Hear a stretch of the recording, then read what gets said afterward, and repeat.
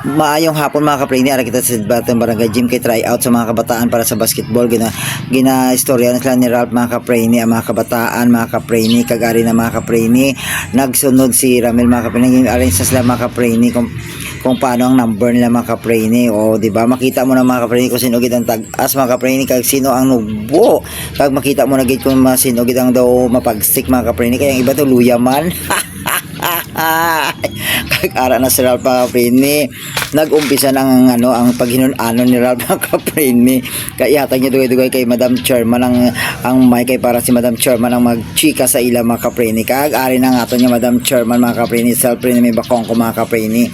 yan ang aging istorya sa mayo ang mga player ng mga kaprini kung sino ang magpadayon mga kaprini sa basketball mga kaprini kay higpit gid ang ilang training sa mga kaprini ang kinahanglan aragid kada training mga kapre amo na gina pamangkot na kung sino ang kaya nga magpadayon kag hindi complex sa ilang mga schedule mga kapre kay kung hindi ko kay kung conflict lang man pagpahimunong ihatag sa iba hindi magsungak-sungak di ba? Kay 32 nga daan sila. Paano kung siya madawat kag hindi tana siya ka atin-atin di ba? O may points si Madam. O di mga kapre ni arin na nagano na si Coach mga kapre ni gang po exercises lang kapre ni. Ay nalanggin may papamisgin na dahil magpaduding-duding lang sa stage.